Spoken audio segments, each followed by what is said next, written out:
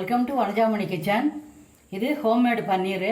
1.5 litre பால் போட்டு பன்னீர் செய்திருக்கேன். பன்னீர் கடையில் வாங்க வேண்டாம், நம்மளே செய்யலாம். எப்படி செய்கிறதுன்னு உங்களுக்கு அடுத்த வீடியோவில் காட்டுறேன். இந்த பன்னீரை வச்சு பன்னீர் 65 செய்ய போகிறேன். எப்படி செய்கிறதுன்னு பார்க்கலாம் வாங்க. பன்னீர் 65 செய்ய இதுபோல் கொஞ்சம் பெரிய பெரிய பீஸாக கட் பண்ணி வச்சுக்கணும். பன்னீர் 65 செய்ய தேவையான பொருட்கள்: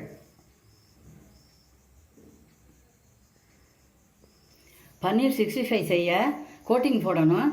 இப்போ அதுக்கு தேவையான மசாலா கலந்துக்கலாம். 4 ஸ்பூன் சோள மாவு, 2 ஸ்பூன் அரிசி மாவு, 1 ஸ்பூன் தனி மிளகாய்த்தூள், 1/4 ஸ்பூன் கரம் மசாலா, 1 ஸ்பூன் தயிர், தேவையான அளவு உப்பு, 1 ஸ்பூன் இஞ்சி பூண்டு விழுது. இது எல்லாத்தையும் முதல்ல கலந்துக்கணும்.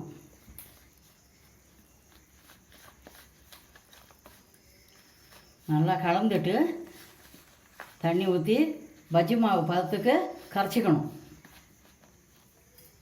கொஞ்சம் கொஞ்சமாக ஊற்றி கரைச்சிக்கணும்.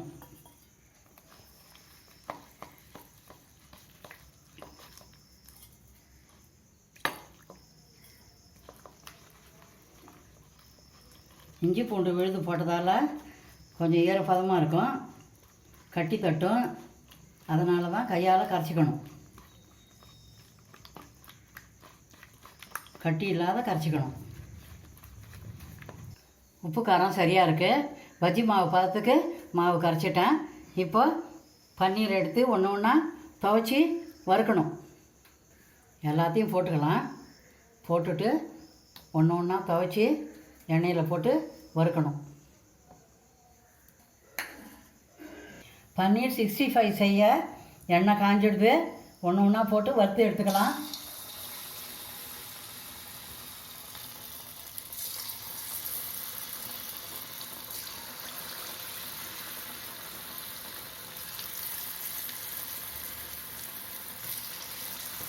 தீயை கம்மியாக வச்சுக்கணும்.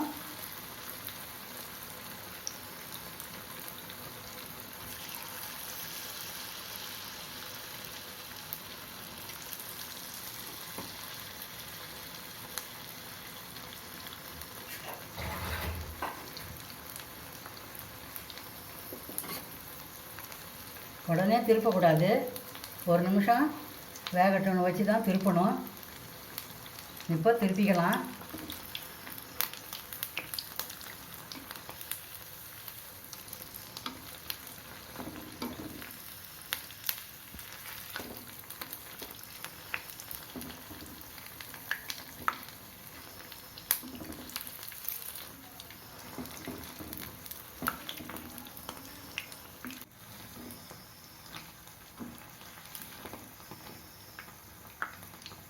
வெந்துடுது, எடுத்துடலாம். நம்ம கலந்த பேஸ்டெல்லாம் கரெக்டான அளவில் இருக்கிறதால கரையில் எண்ணெய் க்ளீனாக இருக்குது.